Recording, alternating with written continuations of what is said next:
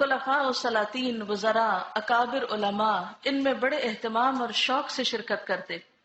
ہجوم کا یہ حال تھا کہ ایک ایک لاکھ آدمی ایک ایک واز میں شریک ہوتے۔ الحمدللہ آج کے دور میں بھی پچھلے دنوں جو ڈاکٹر ذاکر نائک نے انڈیا میں کانفرنس کی ہے، ہر سیشن میں کتنے لوگ تھے؟ تقریباً 1 لاکھ۔ اس کی کیا وجہ ہے؟ انہوں نے بھی دین اور دنیا کو جمع کیا ہے۔ ایک طرف میڈیسن پڑھی اور دوسری طرف دین پڑھا۔ میری ان سے کئی دفعہ ذاتی ملاقات ہوئی ہے تو مجھے ہمیشہ یہ جاننے کا شوق ہوتا تھا کہ یہ اتنے ریفرنس کیسے یاد رکھتے ہیں۔ میں نے ان سے پوچھا کہ آپ کو اتنے ریفرنس کیسے یاد ہو؟ کہتے ہیں میں ان کو ایسے یاد کرتا ہوں جیسے قرآن کی آیتیں یاد کی جاتی ہیں۔ یہ کہ خود بخود نہیں اندر اتر گئے، ان کو یاد کیا ہے۔ اور آپ کو پتہ ہے نمبرز یاد رکھنا کتنا مشکل کام، اور پھر ضرورت کے وقت اس کو حاضر کر لینا، یہ معجزے سے کم نہیں۔ لیکن یہ معجزے انسانوں کے ساتھ ہی ہوتے ہیں اور اس وقت ہوتے ہیں جب وہ محنت کرتے ہیں۔ تو میں نے کہا اتنے لمبے عرصے تک کیسے یاد ہے؟ کہتے ہیں دہرائی کرتا ہوں۔ قرآن کی بھی دہرائی کرتے ہیں نا، دہرائی کرتا رہتا ہوں اس کی۔ علم جبھی تازہ ہوتا ہے، ایک دفعہ پڑھ کے تھوڑا سا تازہ ہو جاتا ہے۔ تو اصل چیز کیا ہے؟ بلند ہمتی۔ علامہ اقبال کا شعر بھی ہے اس میں، نگاہ بلند سخن دل نواز۔ تو نگاہ کی بلندی ہمت کی بلندی ہے۔ ان کے بازوں میں ایک ایک مجلس میں ایک ایک لاکھ آدمی شمار کیے گئے۔ 10-15 ہزار آدمیوں سے تو کسی طرح کم نہ ہوتے تھے۔ کتنے ہی لوگ ہیں جو سوتے ہیں تو پھر جاگتے نہیں۔ ابھی ریسنٹلی میری ایک بہت عزیز ساتھی کے ہسبینڈ کا انتقال ہوا ہے۔ وہ صبح اٹھے ہیں، فجر کے وقت نماز پڑھی ہے، اپنے معمولات کیے ہیں، پھر اشراق پڑھی ہے اور دوبارہ آرام کرنے کے لیے لیٹ گئے۔ ہم میں سے اکثر لوگ یہ کرتے ہیں نا، راتیں چھوٹی ہوتی ہیں، موسم بھی گرم ہوتا ہے، رات کو سوتے ہوئے دیر ہو جاتی ہے تو انسان پھر کیا کرتا ہے، اٹھنے کے بعد پھر لیٹ جاتا ہے۔ اور وہ اسی طرح لیٹ گئے ہیں لیکن پھر دوبارہ نہیں اٹھے۔ ہمیں سے کسی کو نہیں پتا کہ جب وہ سوئے گا تو دوبارہ اٹھے گا یا نہیں۔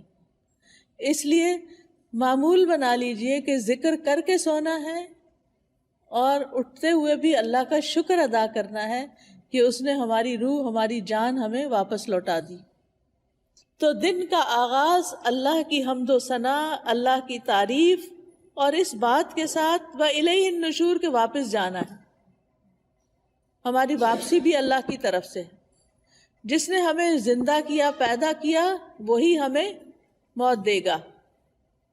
پھر آپ دیکھیے کہ اس کے ساتھ ہمیں یہ بھی یاد رکھنا چاہیے کہ کائنات کی ہر چیز تسبیح کر رہی ہے اللہ کی تعریف بیان کر رہی ہے۔ قیامت کے دن سب سے افضل بندے وہ ہوں گے جو کثرت سے اللہ کی تعریف کرتے ہیں، حمادون ان کو کہتے ہیں۔ اور ایک دفعہ الحمدللہ کہنا میزان کو نیکیوں سے بھر دیتا ہے۔ یعنی صبح صبح اب ہم الحمدللہ کہیں تو گویا ہم نے اپنے لیے ایک بہت بڑا ذخیرہ نیکیوں کا اکٹھا کر لیا۔ اور ویسے بھی شکر ادا کرنا جو ہے وہ اللہ تعالیٰ کو بہت پسند ہے۔ پھر آپ دیکھیں کہ جب یہ کہتے ہیں نا کہ وَإِلَيْهِ النُّشُورُ کہ دوبارہ اسی کی طرف جی اٹھنا ہے، تو قبر سے بھی اٹھنا ایسا ہی ہے جیسے کوئی بستر سے اٹھتا ہے۔ کسی کو اچھے خواب آتے ہیں وہاں اور کسی کو نہیں آتے۔ قبر میں بھی کچھ لوگ تو خوشحال ہوں گے اور کچھ لوگ برے حال میں ہوں گے۔ بہرحال قیامت کے دن سب کو اٹھنا ہوگا۔ تو انسان موت کو یاد کرتے ہوئے، اپنے مقصد کو سامنے رکھتے ہوئے کہ واپسی بھی ہے، اس طرح دن کا آغاز کرے تاکہ اچھے سے آغاز کریں۔ اس کے بعد سب سے پہلا کام آپ کیا کریں گے؟ بیڈ ٹی پیئیں گے یا کچھ اور کریں گے؟ نماز فجر۔ نماز فجر اسی وقت پڑھیں گے جب آپ فجر کے لیے اٹھیں گے۔ جو لوگ اس وقت نہیں اٹھتے وہ بہت بڑا نقصان کر لیتے ہیں۔ لہذا دن کا آغاز فجر کی نماز سے۔ فجر کی نماز پہلی نماز ہے صبح کی، اس کی بڑی امپورٹنس ہے۔ اللہ تعالیٰ نے بندوں پر 5 نمازیں فرض کی ہیں اور رسول اللہ صلی اللہ علیہ وسلم نے فرمایا جس نے انہیں ادا کیا اور ان کا حق ہلکا سمجھتے ہوئے ان میں سے کچھ ضائع نہ کیا تو اللہ تعالیٰ کا اس کے لیے قیامت کے دن یہ عہد ہے کہ اس کو جنت میں داخل فرمائے۔ اور جس نے ان کو ادا کیا مگر ان کا حق ہلکا سمجھتے ہوئے، معمولی چیز سمجھتے ہوئے نماز کو، ان میں سے کچھ ضائع کر دیا، تو اللہ کا کوئی وعدہ نہیں، چاہے تو عذاب دے چاہے تو معاف کر دے۔ تو اس لیے دن کا آغاز اللہ کی نافرمانی سے نہیں کرنا۔ کس سے کرنا ہے؟ فرما برداری سے۔ اور فرما برداری میں پہلی فرما برداری نماز۔ پہلا سوال قیامت کے دن نماز کا ہوگا۔ اگر اسی ٹیسٹ میں فیل ہو گئے تو آگے اور مشکلات ہو جائیں گی۔ اللہ سبحانہ تعالی دن میں 2 بار فرشتوں سے بندوں کی نماز کے بارے میں خبر لیتے ہیں، ایک فجر اور ایک عصر۔ وہ پوچھتے ہیں جب تم گئے تھے ان کے پاس تو کیا کر رہے تھے؟ فرشتے بتاتے ہیں وہ نماز پڑھ رہے تھے۔ جب تم نکلے تو کیا کر رہے تھے؟ کیونکہ عصر اور فجر میں شفٹ چینج ہوتی ہے فرشتوں کی۔ عصر کے وقت رات کے فرشتے آ جاتے ہیں ڈیوٹی پر، اور فجر کے وقت دن کے فرشتے آ جاتے ہیں۔ تو وہ بتاتے ہیں کہ ہم نے انہیں اس حال میں چھوڑا کہ وہ نماز پڑھ رہے تھے، اور اس حال میں ان کے پاس پہنچے کہ وہ نماز پڑھ رہے تھے۔ فجر کی نماز کے بارے میں آتا ہے وہ آدمی ہرگز آگ میں نہیں جائے گا جس نے سورج نکلنے سے پہلے اور سورج کے غروب ہونے سے پہلے نماز پڑھی، یعنی فجر اور عصر۔ رسول اللہ صلی اللہ علیہ وسلم نے یہ بھی فرمایا کہ جس نے صبح کی نماز پڑھی وہ شام تک اللہ کے ذمے ہے، یعنی اللہ کی حفاظت میں ہے۔ تو فجر کی نماز بہت امپورٹنٹ نماز ہے، اور نماز پڑھنے والے سے اللہ کا رزق کا وعدہ ہے۔ اس لیے خود بھی نماز ادا کریں اور گھر والوں کو بھی اٹھائیں، پیار سے، محبت سے، امپورٹنس بتا کے کہ وہ سوتے نہ رہے، کیونکہ اس کی نحوست ہوتی ہے۔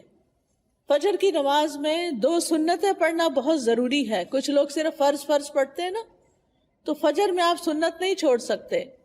حضرت عائشہ رضی اللہ تعالی عنہا بتاتی ہیں کہ آپ صلی اللہ علیہ وسلم نے فرمایا فجر سے پہلے کی 2 رکعتیں دنیا اور جو کچھ اس میں اس سے بہتر ہے۔ نبی صلی اللہ علیہ وسلم نے ان 2 رکعتوں کو دنیا کی ہر چیز سے قیمتی قرار دیا۔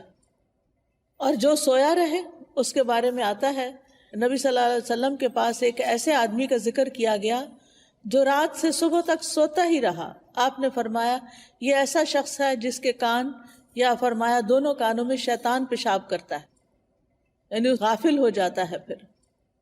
اور اسی طرح ایک اور خواب آپ صلی اللہ علیہ وسلم کا، اس میں آپ کو دکھایا گیا کہ ایک شخص تھا جس کا سر پتھر سے کچلا جا رہا تھا۔ وہ قرآن کا حافظ تھا لیکن قرآن سے غافل ہو گیا اور فرض نماز پڑھے بغیر سو جاتا تھا، یعنی نماز نہیں پڑھتا تھا اور سویا رہتا تھا۔ نماز پڑھتے ہوئے ایک چیز یہ بھی خیال کرنی ہے کہ خشوع کے ساتھ نماز پڑھنی ہے۔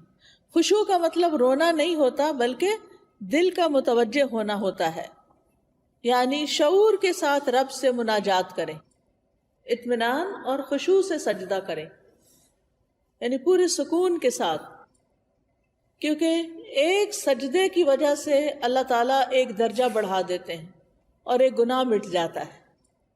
نماز کے فوراً بعد کیا کرنا چاہیے؟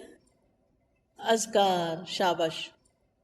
نماز کے بعد اگر کوئی مصلی پر بیٹھا رہے تو جب تک اس کا وضو نہیں ٹوٹتا فرشتہ اس کے لیے دعا کرتا ہے، اللہم اغفر لہ، اللہم ارحمہ، اے اللہ اس کی بخشش فرما دے، اے اللہ اس پہ رحم فرما۔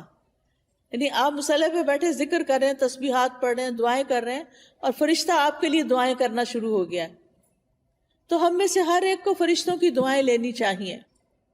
اسی طرح ہر نماز کے بعد 33 بار سبحان اللہ، 33 بار الحمدللہ اور 34 بار اللہ اکبر پڑھنا چاہیے، اور آخر میں لا الہ الا اللہ وحدہ لا شریک لہ لہ الملک و لہ الحمد وہو علی کل شیء قدیر پڑھا جائے تو جو ایسا کرے گا اس کے سارے گناہ معاف کر دیے جائیں گے۔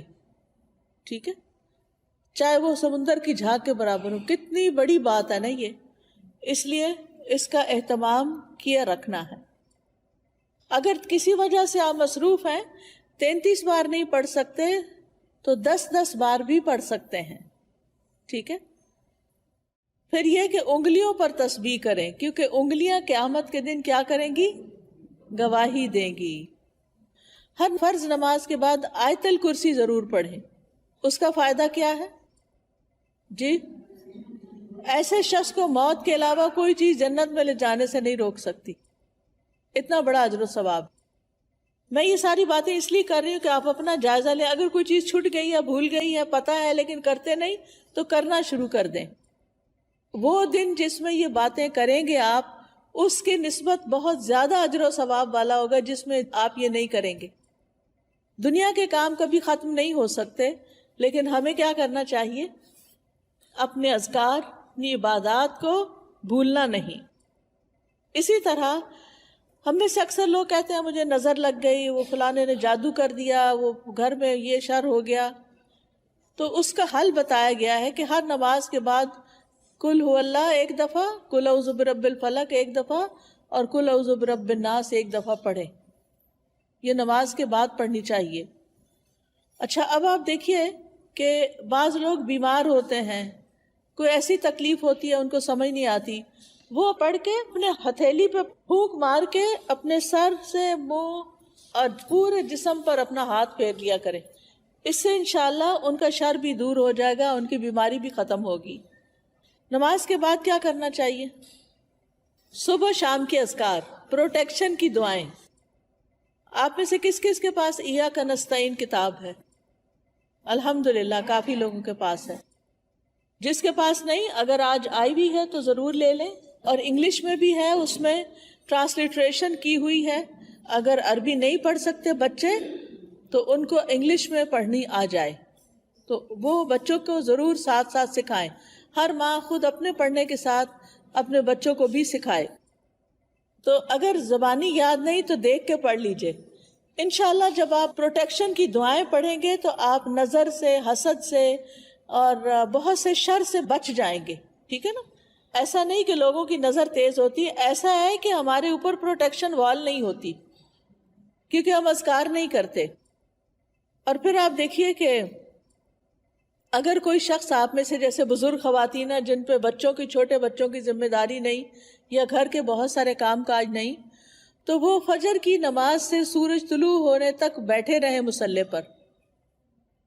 کیونکہ رسول اللہ صلی اللہ علیہ وسلم نے فرمایا جو شخص صبح کی نماز جماعت کے ساتھ ادا کرے پھر بیٹھا اللہ کا ذکر کرتا رہے یہاں تک کہ سورج نکل آئے، پھر 2 رکعتیں پڑھے اشراق کی، یعنی اس کے لیے ایک حج اور عمرے کا ثواب ہے. کوئی معمولی اجر ہے؟ کتنا بڑا اجر کما لیتے ہیں وہ لوگ جو تھوڑا صبر سے بیٹھے رہتے ہیں فجر کے بعد اور نفل پڑھ کے اٹھتے ہیں، اور 2 رکعتیں ہی پڑھنی ہوتی ہیں. تو انسان کا دل، اس کی روح، یہ سیراب ہو جاتے ہیں ان اعمال سے جو ابھی تک میں نے آپ کو بتائے. آپ کے لیے خیر و برکات کے دروازے کھل جاتے ہیں، دنیا اور آخرت میں سلامتی کا ذریعہ ہے، عظیم اجر و ثواب کا ذریعہ ہے، شر کے آنے سے پہلے، تکلیف کے آنے سے پہلے، واقع ہونے کے بعد اسے ہٹانے کا ذریعہ ہے. یہ دعائیں، یہ جو میں بتا رہی ہوں نا پروٹیکشن کی دعائیں جو ہیں، رب کے سامنے فقر اور عاجزی کا اظہار بھی ہے، اللہ تعالیٰ کی نعمتوں کا اعتراف بھی ہے. اور یہ ایسے ہی ہے جیسے کوئی دشمن سے بچنے کے لیے اپنے آگے کوئی وال کھڑی کر لے. تو انشاءاللہ اگر ساری نہیں بھی پڑھ سکتے تو معوذتین، بسم اللہ الذی لا یضر، اعوذ بکلمات اللہ التامات من شر ما خلق، اور کچھ اور مختصر دعائیں پڑھ کے اپنے اوپر بھی پڑھیں اور بچوں کو بھی پڑھنا سکھائیں. خلفاء و سلاطین، وزراء، اکابر علماء ان میں بڑے اہتمام اور شوق سے شرکت کرتے. ہجوم کا یہ حال تھا کہ 1 لاکھ آدمی ایک واز میں شریک ہوتے. الحمدللہ آج کے دور میں بھی، پچھلے دنوں جو ڈاکٹر ذاکر نائک نے انڈیا میں کانفرنس کی ہے، ہر سیشن میں کتنے لوگ تھے؟ تقریباً 1 لاکھ. اس کی کیا وجہ ہے؟ انہوں نے بھی دین اور دنیا کو جمع کیا ہے. ایک طرف میڈیسن پڑھی اور دوسری طرف دین پڑھا. میری ان سے کئی دفعہ ذاتی ملاقات ہوئی تو مجھے ہمیشہ یہ جاننے کا شوق ہوتا تھا کہ یہ اتنے ریفرنس کیسے یاد رکھتے ہیں. میں نے ان سے پوچھا کہ آپ کو اتنے ریفرنس کیسے یاد ہو؟ کہتے ہیں میں ان کو ایسے یاد کرتا ہوں جیسے قرآن کی آیتیں یاد کی جاتی ہیں. یہ خود بخود نہیں اندر اتر گئے، ان کو یاد کیا ہے. اور آپ کو پتہ ہے نمبرز یاد رکھنا کتنا مشکل کام، اور پھر ضرورت کے وقت اس کو حاضر کر لینا، یہ معجزے سے کم نہیں. لیکن یہ معجزے انسانوں کے ساتھ ہی ہوتے ہیں اور اس وقت ہوتے ہیں جب وہ محنت کرتے ہیں. تو میں نے کہا اتنے لمبے عرصے تک کیسے یاد ہے؟ کہتے ہیں دہرائی کرتا ہوں. قرآن کی بھی دہرائی کرتے ہیں نا، دہرائی کرتا رہتا ہوں اس کی. علم جبھی تازہ ہوتا ہے، ایک دفعہ پڑھ کے تھوڑی دیر تازہ ہو جاتا ہے. اصل چیز کیا ہے؟ بلند ہمتی. علامہ اقبال کا شعر بھی ہے اس میں، نگاہ بلند سخن دل نواز. تو نگاہ کی بلندی ہمت کی بلندی ہے. ان کے بازوں میں ایک ایک مجلس میں ایک ایک لاکھ آدمی شمار کیے گئے. 10-15 ہزار آدمیوں سے تو کسی طرح کم نہ ہوتے تھے.